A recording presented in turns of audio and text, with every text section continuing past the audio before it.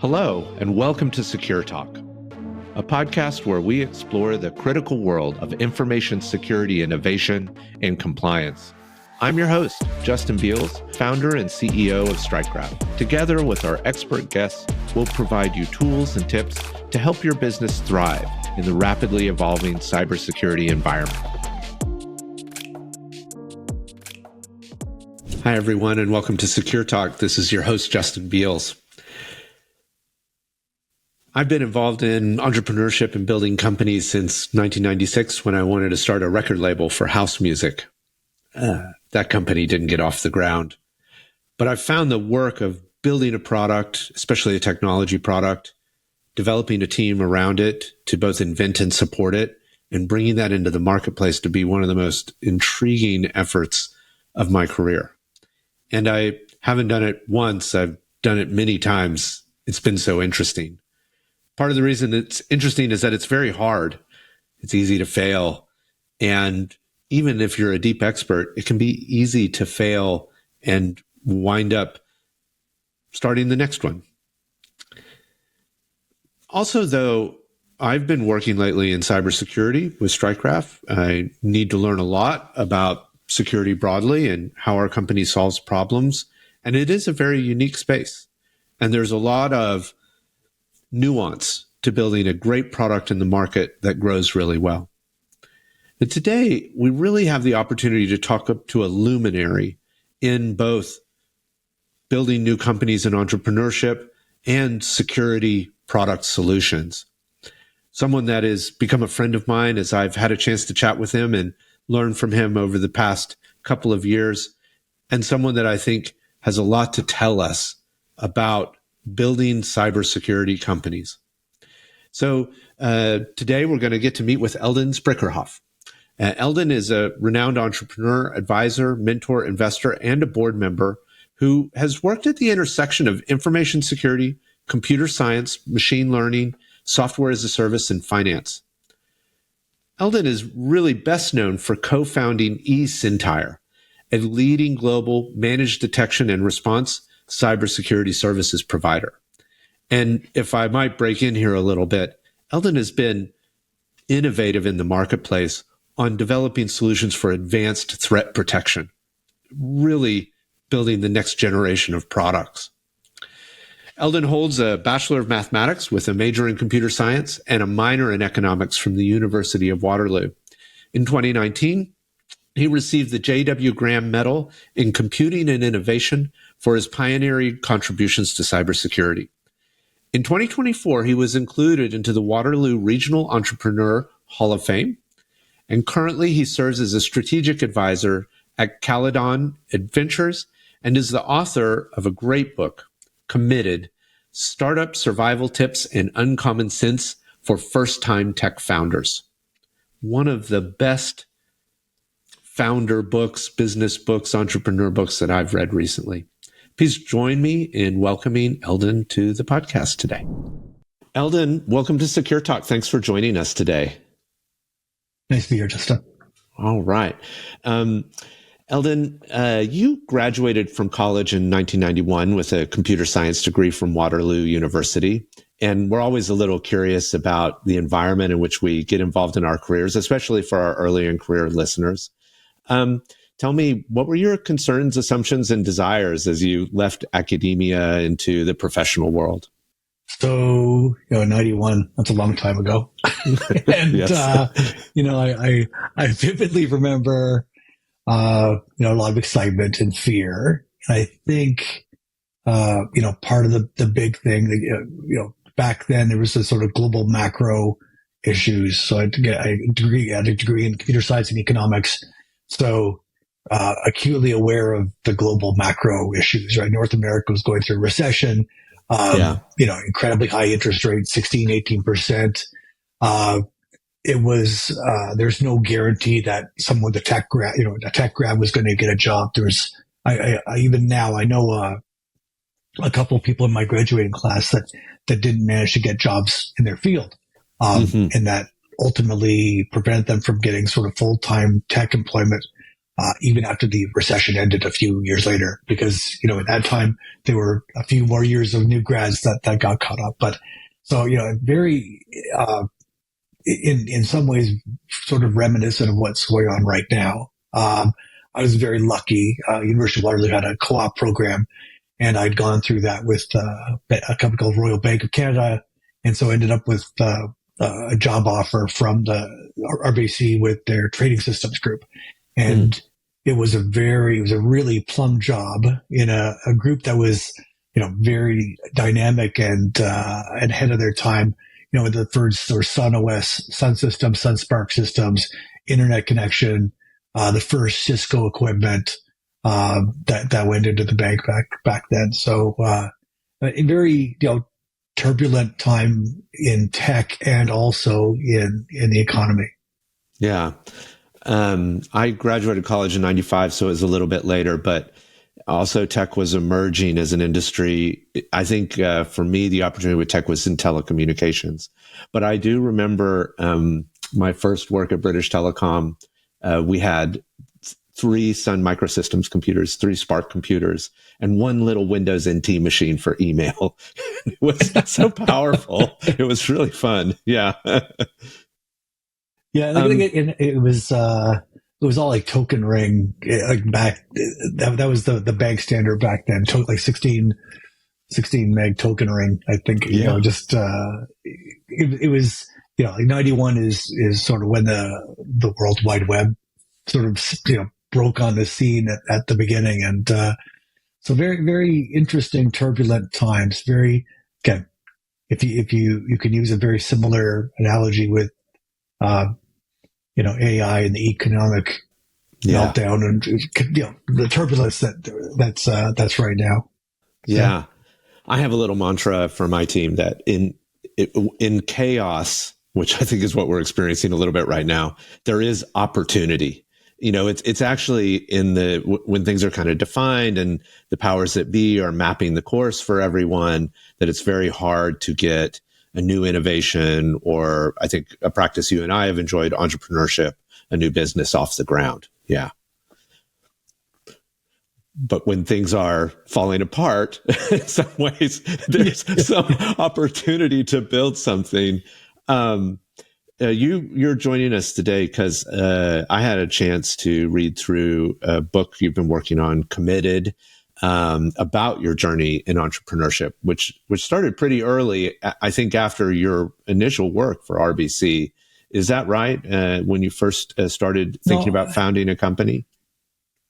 No, I left RBC. I went to a software company. Then I started consulting, and worked at a very large newspaper chain. And then in the .com era, went down to New York and worked for a prime brokerage. And that was where I sort of cut my teeth on some of the processes and so on. And then, the .com was the gold rush, and then the .bomb, and came back home to Toronto and started eSentire. So that was the end of, just after 9/11. So the end of 2001. Yeah. In reading the book, I think I felt a lot of trauma that I've also experienced in this work. And I just had to ask, as I think to my future someday, was it a cathartic experience? Would you recommend it to any post-founder? Yeah. I think I'm going to be honest. It was astoundingly therapeutic for me. It, Good. It helped to dig up, many of the skeletons of early startup life that hadn't probably been properly buried. Let me sort of examine them with a critical eye, and then give them a proper burial for at the end.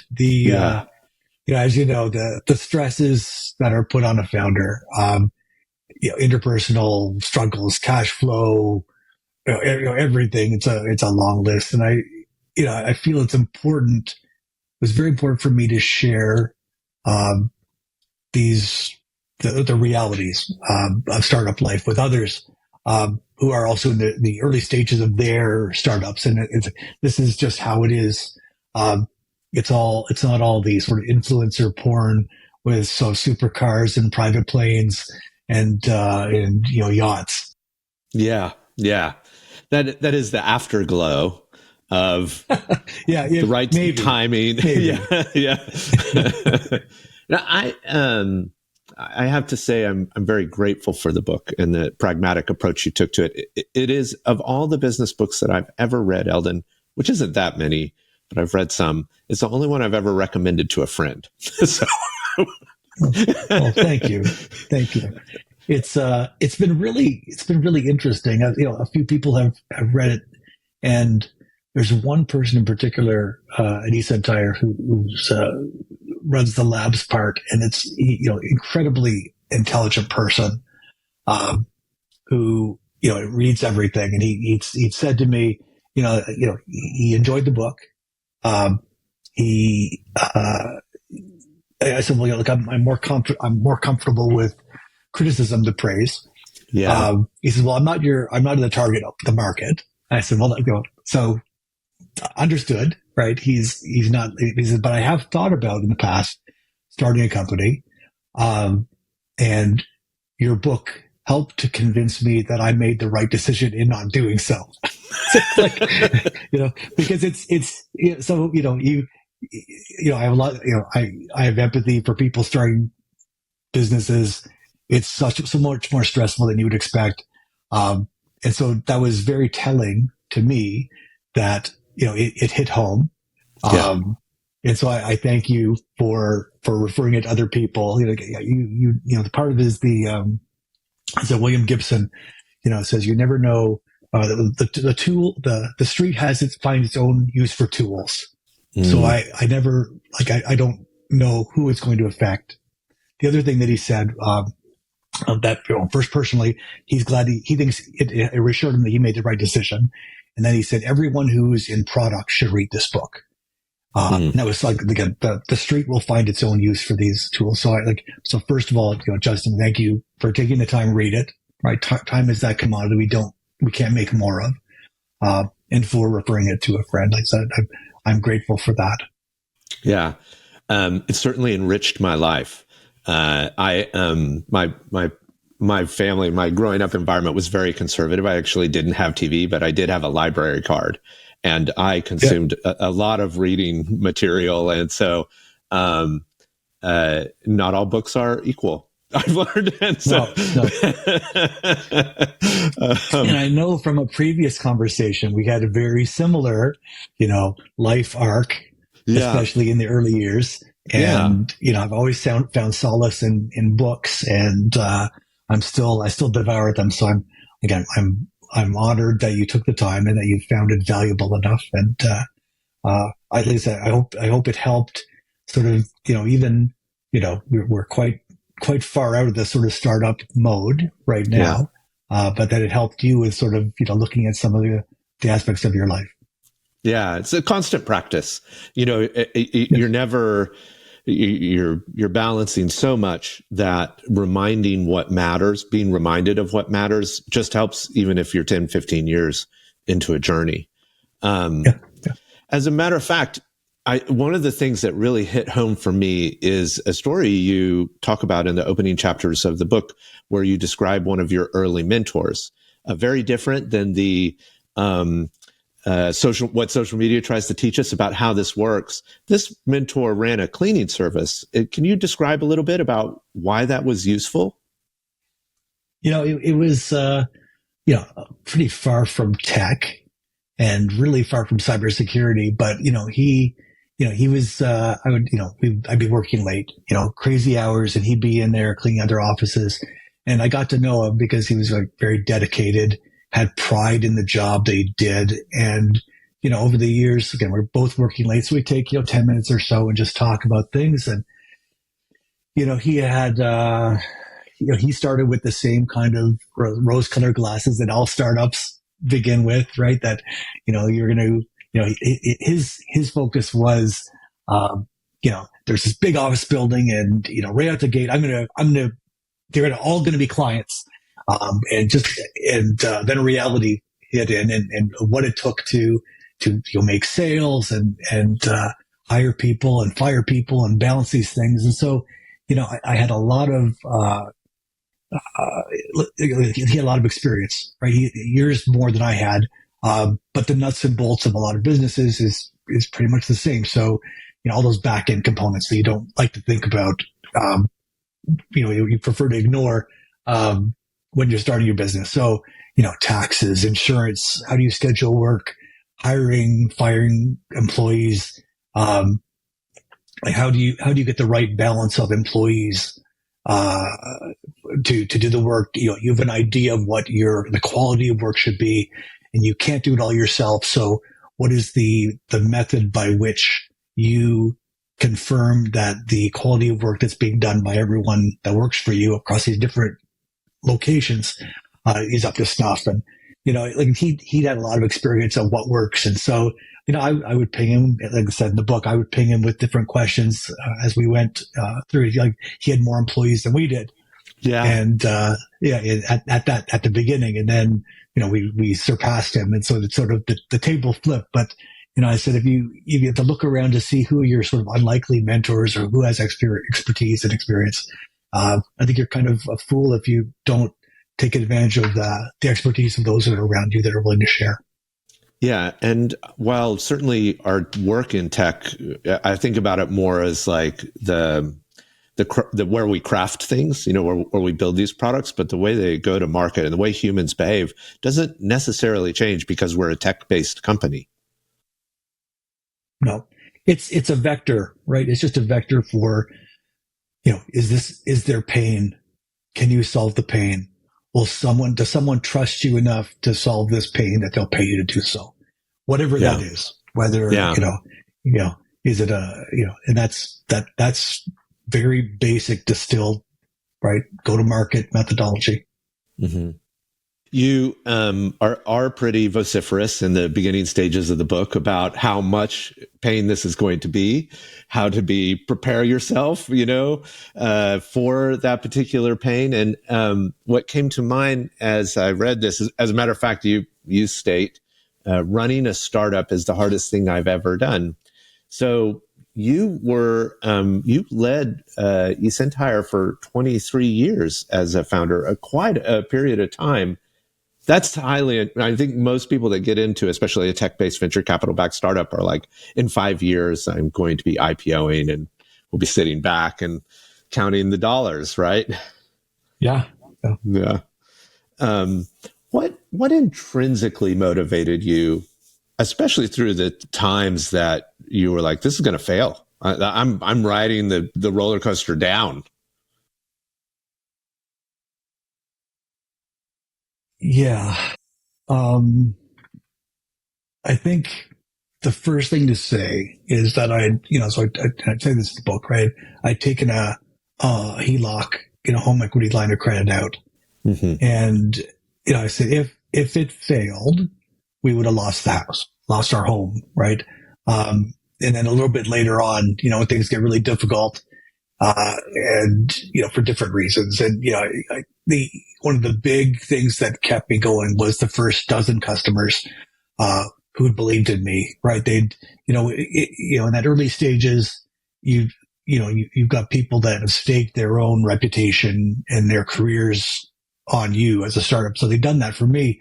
And I did not want to let them down because they staked their lives and careers and reputation on supporting me. So, I was going to go down fighting. I said to my co-founders, if we don't succeed, it won't be because we didn't try hard enough. And it sort of fits into this my thought process of survive as long as you can until you reach find a lucky break. Whatever that lucky break is, whether it's a big client or, a new mentor or something that comes through that changes as an inflection point in your company's arc.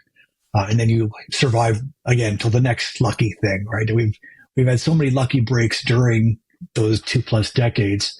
But if we had not survived, we couldn't have taken advantage of them. Yeah. In my darkest moments about the work of that I do as a founder or as a company leader today, I have a little saying that I remind myself is that you've never been afraid of hard work, and today won't be the day. And I just remind myself to put the foot forward, do the hard thing, and that is the control you have. On the flip side, I love this idea, and you're again, it's an important theme in the book of being a chief survival officer, because my early experiences, especially as a first-time founder, was like, I need to survive to the opportunity that I'm hoping will come. Painful, but I like the pragmatic approach and the plain speak from a survivalistic perspective. Yeah. What was it left field when those waves came where you could lift the company up, or did you feel like you were planful for it? I think there are so many things that, again, if I look at those inflection points, they were like, life preservers that were there. Right? You're in the water, and a life preserver shows up right in front of you, and so you grab onto it, right? Whereas, like, this is an opportunity I can't turn down. So here we go. It was, just recognizing what it is and taking advantage of it in that time, and just squeezing all the juice out of the orange that you can at that time. Not, hope is not a strategy, but when you get that chance, just completely commit to it. Yeah. One of the things that I do love about the work, and I think it's the reason that I've come back to it, is that both the product work and the company, being a founder, it really is well done if you understand how to practice it in an egoless way. I believe, at least in my work. And you have this saying, if ignorance were a breakfast cereal, we'd have been based in Battle Creek, Michigan, home to Kellogg's Cereal City and the annual National Cereal Festival. How did you find method in balancing both an ego to say, I have a vision, I want to bring the change, but also being willing to say, hey, my vision needs to change, like something is broken? Yeah. Well, I think there's a lot of ways to interpret that. I think probably your best chance for success, I think, to see your vision enacted is to sort of curate excellent people who understand it and share it, and let them do their best work in their own way to make it happen, with sort of regular sampling to make sure that you're regular sampling to make sure that it's going the way that you had originally hoped for. I don't think, again, that balancing act, I don't think is easy, but you have to be comfortable with a certain amount of letting it go. Yeah. Committed is a pretty pragmatic approach to developing a business. As a matter of fact, I was reflecting before this interview. I was like, what is my favorite other business book that I've ever read? And I realized it was How to Start a Record Label, which is something I read in 1997. And I was like, that was also a very pragmatic approach to building a particular business. And one of the things that I think has been interesting is like the availability of capital in doing some of this work. And you've seen the ups and downs of this and realized that capital is not always around.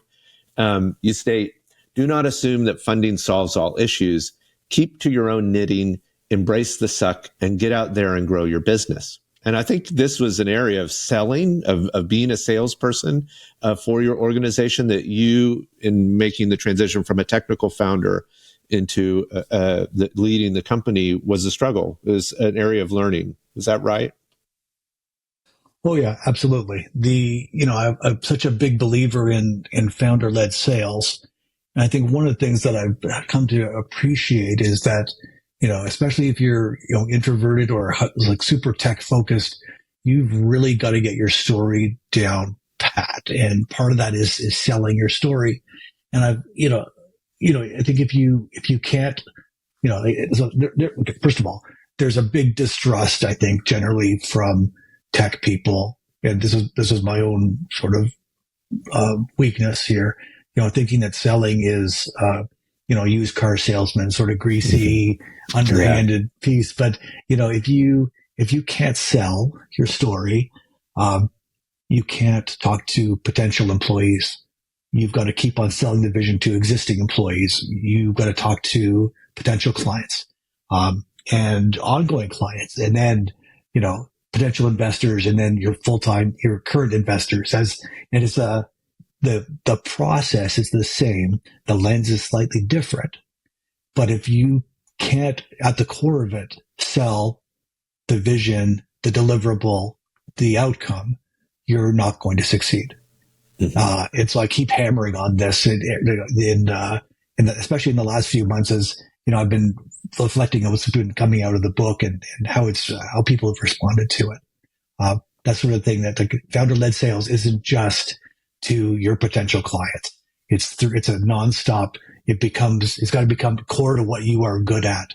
And I don't think you can succeed if you don't figure that out. My first work in founding companies was bootstrapped as well. And it's made me hypersensitive to revenue because we had to make payroll, more money than we spent every quarter for the business. And your chapter on funding is chapter number 20 in the book. And I thought that said something about where you put it in the priority list of building a company. It's a little against the grain, I think, for media and what we've seen happening in Silicon Valley. Well, there's so much that, again, sort of bothers me about that, and so part of this, I think, goes back to the sort of playing house, as a founder, where you think that, like, the idea, where, different media, which has, they did this big raise, they did this raise, that's, like you don't congratulate the chef for buying the vegetables, right? For buying the produce to make the meal. It's the outcome that's important. And there's a lot that goes behind that process. And again, one of the things that irks me is the entrepreneur or startup porn that's on TV, right? Where, you go on, you talk to your dragons or, sharks or, someone else with teeth or fire. And, you do your 5-minute pitch, and, they say they grill you for a couple of minutes, and that's done. You got your deal, yay or nay. And, I know that you've, walked that path with funding, and that's not how it happens, right? That's, and even if you dig deeper into the TV shows, like fully, more than half of those companies that got a deal, right, a verbal deal, don't eventually pass due diligence. So it's, so I think it's getting a little bit clearer as to what reality looks like for raising money. I think AI is really hot right now, and there's always a bubble that comes of it. What's the shiny thing right now?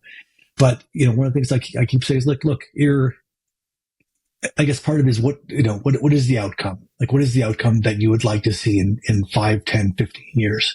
Yeah. And figure out what it would take to get there. And it's, there's part of the very pragmatic view of it is, when I go back to the inverse Russian roulette, the vast majority of startups aren't going to survive 10 years. Your options, and just because you raise money doesn't mean that you're going to survive. You can go back and see the survival rate of YC companies, and it's it's generally better than outside, but it's not a surefire thing. It's just the beginning stages. If you can, one of the other things that I say when I've been working with a lot of startups the last few years, and part of it is, I say, look, why do you want to go away so much of your company so early? They're not just, people aren't just giving you money. They demand a return, and they'd like it fast. And now, someone else owns your company, and depending on how big of a piece of it is, you are under the gun. And it's, that might come as a surprise. Like you have, and if you have a couple of investors, you might struggle to find the next investor because they don't want another cook in the kitchen. And there are like all these things that I know you're aware, but I didn't think there was a lot of discussion of what that really looks like once you get on that treadmill.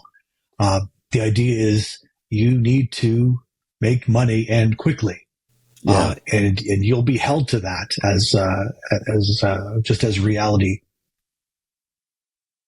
It's funny. I was pretty terrified about raising capital, having been a bootstrap founder in the past, and taking that business through an M&A process, because I was very concerned about the expectations of people that I really liked, who I thought were quite brilliant at the work that they do. I wasn't so afraid of sharing in the ownership because I believed that they would, and I probably did my interviews this way, care about that outcome the same as I did, and we would be aligned. And I think one of the things that I've done, this is my first time as a CEO with a board, but one of the things I've done is I've told them, I'm not sure they wanted to hear it, but I've reinforced it, that they're on my team and that we work together at the outcome. That they didn't hire me as much as I hired them. Right. Well, that's a great way to put it. It also helps when you've got a great investor, right? Yes. And that's not necessarily the default as well, right? So, yeah. And I think you can admit that you've got a pretty. You're not going to say if you have a bad investor, but no, we know it. I know in common who's on the team, and you've done very well with them. Oh, I've been incredibly lucky, and that's deeply heartfelt. They are an amazing team, and I think that's one of the things that I've enjoyed about the journey the most is the people I get to work with has been brilliant. Yeah. And there's one statement that you make that before we shift gears here a little bit, but it just really tugged at my heartstrings in the book. But you say the best money you can ever raise is through sales, period. And you actually have a mathematical formula around it where the cost of investment capital versus the cost of a new contract, is like a 5x difference almost. Yeah. It's you get so much valuable information from sales, period. Yeah. Right. Like does your product market, does your go-to-market plan work? Yeah. Did your sales approach work? You've got this, your ideal client profile. Did that match up what you thought it was going to be? Yeah. You gain a referenceable customer, right? And that helps you get a network of future sales. You get other data, so you can, if you're KPI driven, and you should be, it helps to add to your deal size, average customer value. What's the sales cycle, conversion rates, gross margin, like all these things, right? And that's just on the intel that sales gets you. I say that, there was Steve Cheney was the name of the jet that had that rule, right? It says, when you're going through venture investing, they give you $1 to invest. They want to see 10 or 100 times return. And then, just from the asymmetry of sales, that, every dollar you get from a client is worth 5 from an investor. And I thought it was interesting.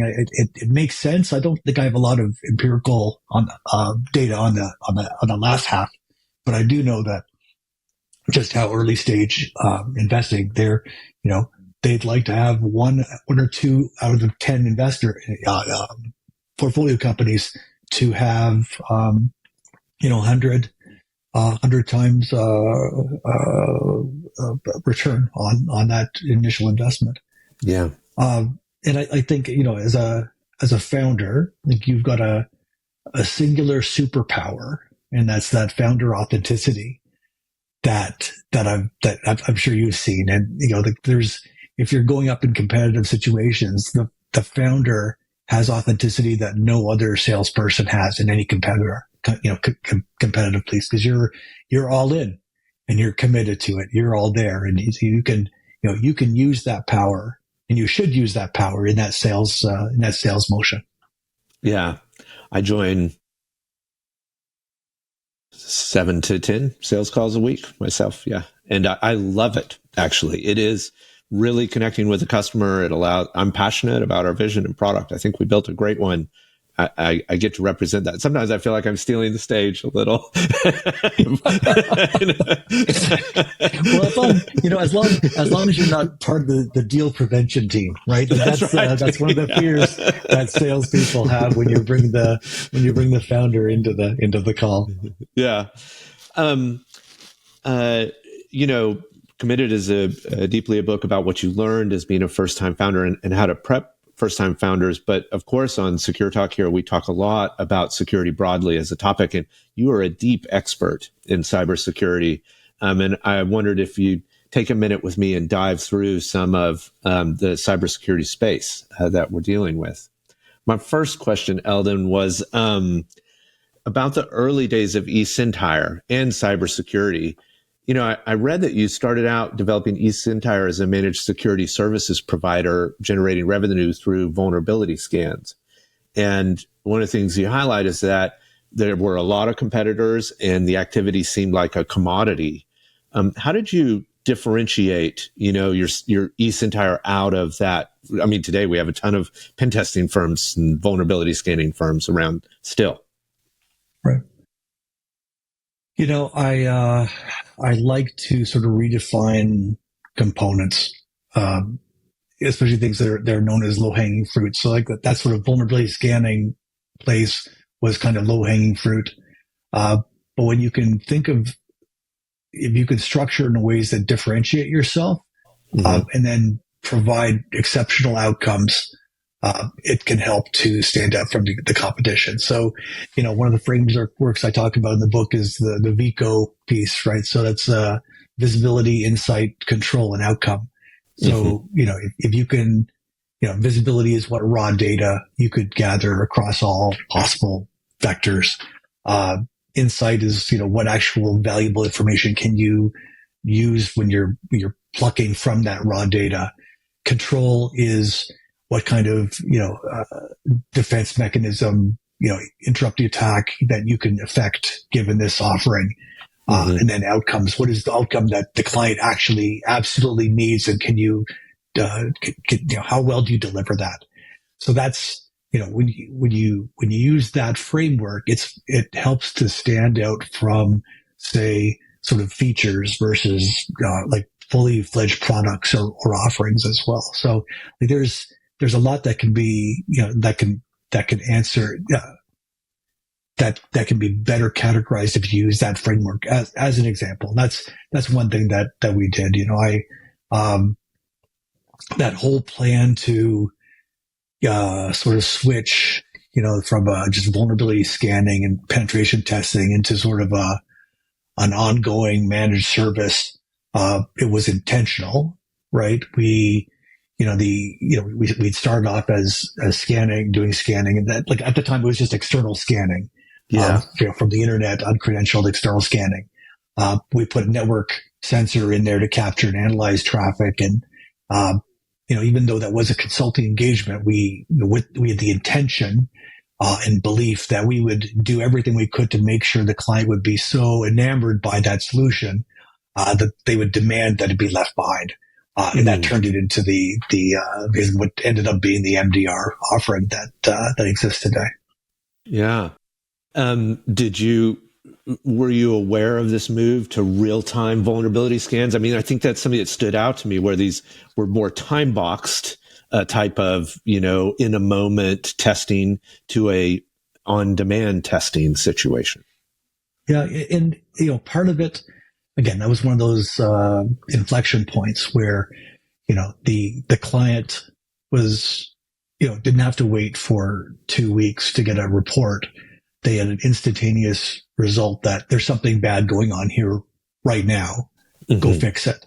And they were so pleased with the report itself. So they had a need to have a regular annual vulnerability scan performed. So we gave them that, what they wanted, but also, gave them more, where it says, okay, there's something going on right now. You need to resolve it immediately.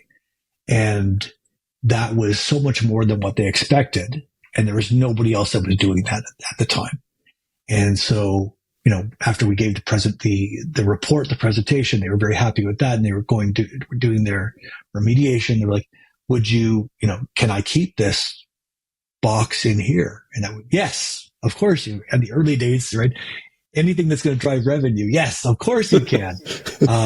And that was sort of that pivot point. It's like, hey, let's again, instead of just a one-off thing, let's make it intentional and double down on this ongoing, recurring revenue piece that happens serendipitously because we were trying to bend over backwards for the client. Yeah, I love this. What I hear is that you're listening carefully to what the customer is asking for, the problem they're trying to solve, and what capacity you have to solve that problem with product. Yeah. Yep. It seems to me, you mentioned it here, that one of your superpowers is kind of the ability to model a situation or information and deal with the constituent parts and how you want them to relate to each other. How would you, thinking about, the modeling and behavior of systems, I'm curious about how you think about the marketplace of cybersecurity tools broadly, and specifically advanced persistent threat type solutions, which I think you're a deep expert in. There's so much tooling available these days. Yeah. And, I was at Black Hat and RSA and many other conferences this past year.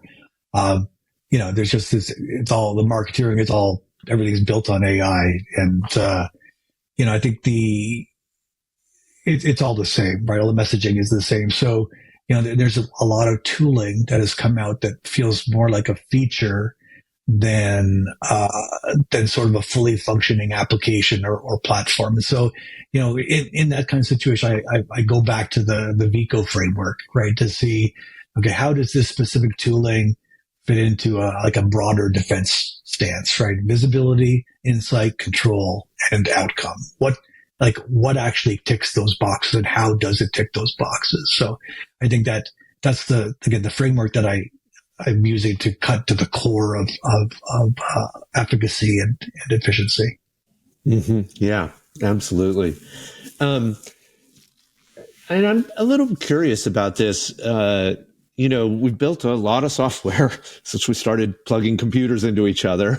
There's some accepted practices and certainly some platforms that are widely adopted. I think especially of the open source tools that we use for things like concurrent versioning systems or things like that. What is the opportunity? Have we reached a little bit of a stasis point? Is it hard to build new platforms with so much already built? Or are there big problems that you think about we need to focus on? Yeah, there's still, so we're coming up to 2025, and there's going to be all the, prognostication. And I always sort of, cringe a little bit when it's like, look forward. It's like, well, look, it's just more of the same. Yeah, I think a lot of the focus, there's still threats. There's no silver bullet.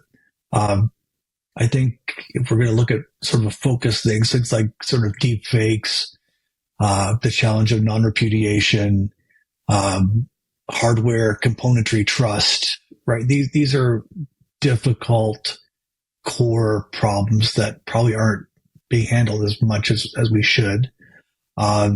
AI, of course, right? But adversarial uses and then defensive pieces. Probably there's room to find solutions that sort of better defend sort of distributed edge processing loads and pieces. Once in a while I get the question about quantum. And quantum is sort of that, could be that ephemeral threat Yeah. It still keeps getting pushed out. We have that sort of inevitability of it, but it's difficult to say when that's going to be, or what can be done right now to deal with that. But they're still trying to work through what's considered the best cipher suite for quantum proof cipher suites, right? So it's very much is more the same, but much more the same as we start to get dig deeper into what can be done with ML models and the rise of LLMs in both the adversarial and defensive side. Yeah. I think about an expanding complexity in a way. We have very large organizations that are multivariate in the way they want to work. And, there's needs to be a certain amount of flexibility, of both an ability to set expectations and also ability to have the expertise to meet those expectations. It's interesting to talk about quantum. I love reading about it. I like reading the latest papers, and it seems like from a functioning CPU, we're fairly close, but still working on it being error prone and the power it takes to get through the error issues. But the trend feels like it's going to more of a cloud computing situation where we'll just buy time on a large supercomputer like we used to back in the microframe days. So, Yep. And then it'll be enough to be in our desktops, and then on our phones, and then a chip that Elon plugs into the back that gets upgraded. Eldon, I really want to thank you coming and joining us on SecureTalk. I definitely want to thank you for your deep expertise in cybersecurity. I mean, it's just interesting reading about the challenges and innovations on that thread alone.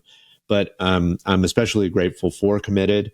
I have really enjoyed it, and it was a little bit of therapy for me. And certainly kind of highly recommend it, no matter what business you're starting, actually, which I thought was great. Eldon, is that it's just really applicable for anyone wanting to start their own venture. Yeah. Well, thank you. Thank you for that. And for the amplification of it. It was a bit of reality check, a bit of cheerleading, a set of, these are the mistakes I made. Go make more exciting, different mistakes than the ones that I made. And just to give a very realistic perspective of what it's like to be a founder, discussing the things we don't like to talk about. Wonderful. On that note, we'll say thank you to our listeners, and we'll talk to you. We'll see you all again next week. Justin, thank you.